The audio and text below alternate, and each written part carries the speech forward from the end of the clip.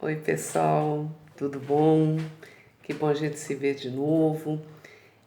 Nós estamos entrando agora na semana de dia 4 de maio. A gente vai ter nosso encontro quarta-feira, dia 6 de maio, no Meet. Estou esperando vocês. É muito importante a gente se encontrar, porque além de eu explicar, além da gente poder conversar, matar a saudade, ter aquele contato, é muito importante a gente tirar as dúvidas pessoalmente. A aula passada a gente estava conversando sobre a principal dúvida, que foi a formação da Espanha. Falamos então do casamento dos reis católicos, Fernando e Isabel. Falamos que, na verdade, eles centralizam o poder e fortalecem a Igreja Católica, porque reis católicos. A Igreja Católica, o catolicismo, o cristianismo vence os muçulmanos na Guerra de Reconquista. A Igreja Católica, então, se fortalece na Península. Isso vai ser importante porque a Igreja Católica vai ser uma das grandes organizadoras das grandes navegações. O interesse é burguês no comércio e no lucro. Mas a Igreja Católica também tem um objetivo muito sério nas grandes navegações no novo continente, que é justamente buscar adeptos para a sua religião. Por quê?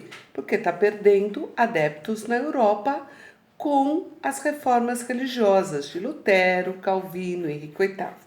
Então nós conversamos bastante sobre a Espanha, a formação da Espanha, e começamos a falar, a comparar o resto da Europa Ocidental com a Península Ibérica no momento que ela estava passando pela Guerra de Reconquista. Então, o que nós começamos a ver é o seguinte: enquanto nós estamos tendo a Guerra de Reconquista acontecendo na Península Ibérica, o que estaria acontecendo no resto da Europa? No resto da Europa, a gente estaria formando, na verdade, reinos bárbaros, reinos cristãos, onde, na verdade, nós vamos ter a valorização do cristianismo. Por quê? Porque os bárbaros não eram cristãos, mas eles vão usar a religião cristã como uma ponte, um elo entre eles, bárbaros, e os romanos que estão sendo dominados. Então, os reinos bárbaros se tornam cristãos, vários reinos vão surgir, mas um vai se destacar, que é o Império Merovingio. O rei Carlos Magno vai ser o mais importante desse império.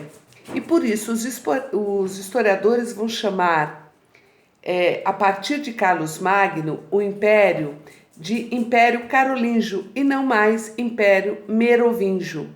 E o Carlos Magno vai organizar vai dominar, controlar toda a Europa, menos a Península Ibérica, que está na mão dos muçulmanos, e nós estamos tendo o processo da Guerra de Reconquista. Carlos Magno domina toda a Europa Ocidental, porém, para controlar tudo, ele subdivide em territórios, são as marcas, os ducados, os condados, e cede esses condados para duques da confiança dele, os condados para condes e as marcas para os marqueses. Mas ele coloca os olhos e ouvidos do rei, ele coloca vigias, ele coloca um governo que centraliza, que organiza, que vigia todos esses senhores nobres que têm que obedecer Carlos Magno. Porém, quando Carlos Magno morre, o filho dele, Luís o Piedoso, aí o nome não é um nome de glória, ao contrário, na Idade Média era um nome de fraqueza. Ser piedoso para um rei era ser fraco. Então, os condes, os duques, os marqueses começam aos poucos desobedecer Carlos Magno já morreu. Desobedecer Luís Piedoso, filho de Carlos Magno. E quando o Luiz Pedroso morre, vem o Tratado de Verdun, que é justamente a divisão desse império todo de Carlos Magno entre os 3 netos de Carlos Magno, entre os 3 filhos de Luiz Pedroso. E a partir daí, nós vamos ter o que nós chamamos de o rei reina, mas não governa. Aqueles condes, duques e marqueses passam não mais a obedecer um poder centralizado, passam, na verdade, a ter poder exclusivo no seu território, passa a ter leis determinadas no seu território, passam a produzir e a consumir dentro do seu território como economia de autossuficiência.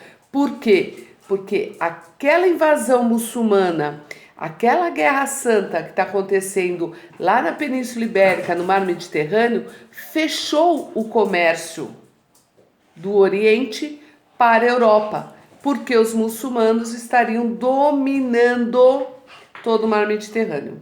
E a partir daí, nós vamos ter o começo, na verdade, do que a gente chama de modo de produção feudal.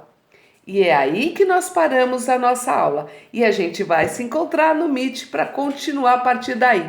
Então não se esqueçam, esse vídeo introdutório é importantíssimo para a gente continuar a nossa atividade, a nossa aula, o nosso encontro, a nossa alegria toda na quarta-feira à tarde. Espero vocês lá. Um grande beijo no coração de vocês. Tchau, gente. Um beijão.